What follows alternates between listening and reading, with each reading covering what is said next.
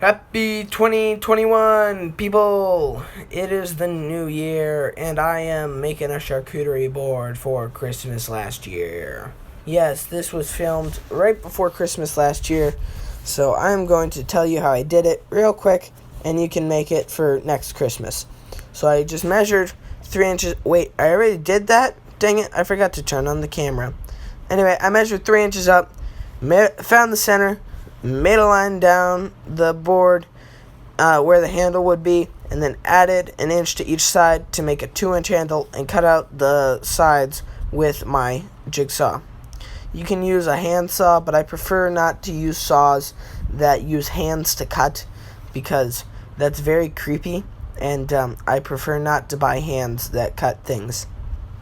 Next we're going to do sanding, and this is going to feel like it takes forever, mostly because it does. I believe by the time I finished sanding, I was already growing gray hairs, and I'm only 15 years old. So, interesting fact is that when my dad was a kid, he had to get on his bike, and every time he wanted to sand something, he had to attach the thing he wanted to sand to his bike and drag it through the beach and sand it, and if it wasn't right, he had to do it all over again. So just be happy we have electric sanders now.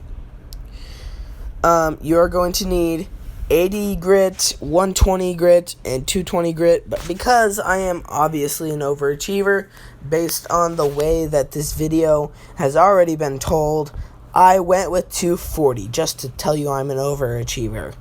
Also because I don't have 220. So, just sand forever. Oh, before I fall asleep, you should probably know that Bruce Ulrich just posted a video on charcuterie boards, and his video was about how to make charcuterie boards with templates, and it was very interesting, and you should go check that out right after this, which it's incredibly interesting and awesome and amazing. So,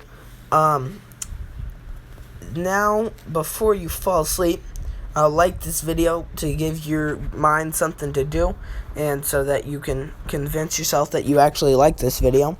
Comment down below what you want to see me build. Share this with a woodworking buddy.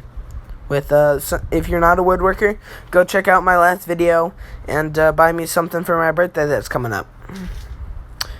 Now we switch camera angles. Oh, what? I did it. And light. And move shadow.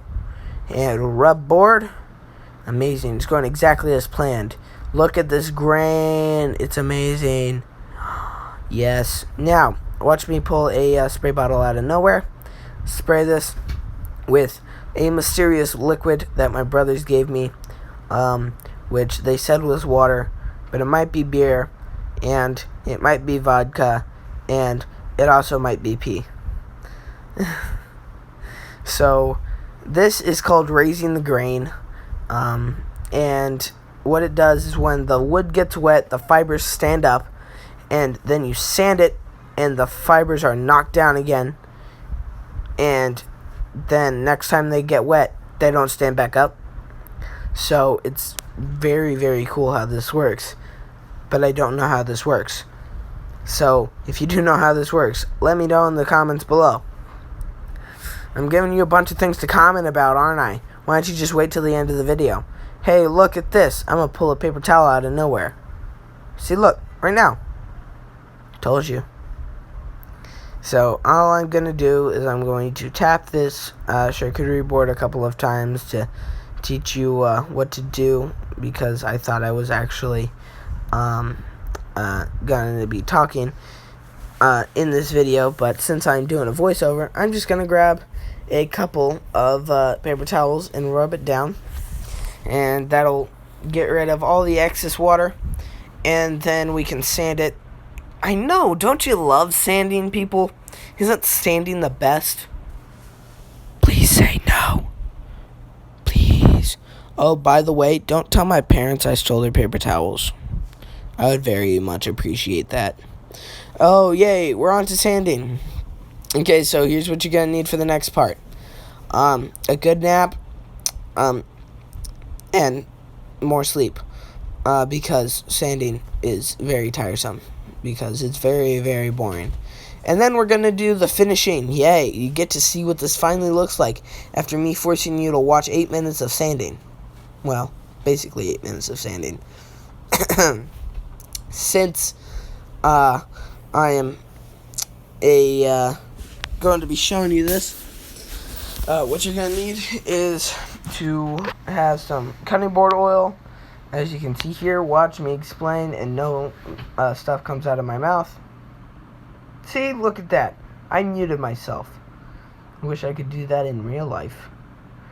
So now I'm just going to rub it in with this piece of the t-shirt I cut off my brother while he was sleeping last night. He was complaining about stomach pain this morning, said he had a cut, but I'm pretty sure that's from like 2 or 3 days ago. I mean, he'll be fine, right? Don't tell my brother that I was the one that cut up his shirt. So, as you rub in this oil, it's going to darken the wood a lot. And there are a couple different things you can get. You can get Odie's oil and walnut oil and mineral oil, which is literally what cutting board oil is. Because cutting board oil is not oil made from cutting board, but walnut oil is oil made from walnuts? What? So is Odie's oil made from Odie's?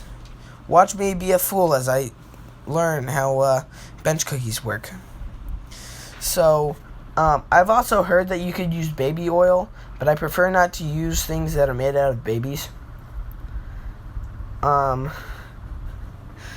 come on, that was funny. You gotta laugh at that.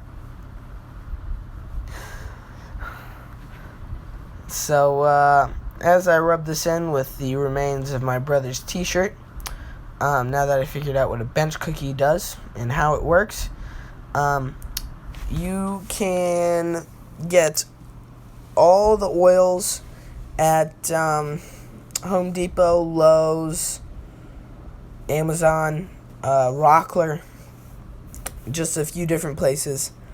I'm sure you could probably get it somewhere else too, but I don't know of those places, and I honestly don't care anymore because I am tired of joking and watching me do stuff and getting good shots of my elbows.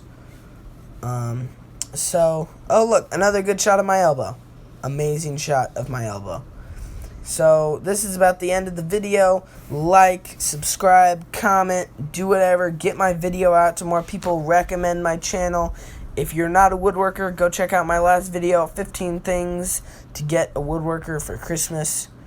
And so I guess I will see you guys on the next one. Goodbye, y'all. See you later. Well, I'll see you later in like 5 seconds. Like now.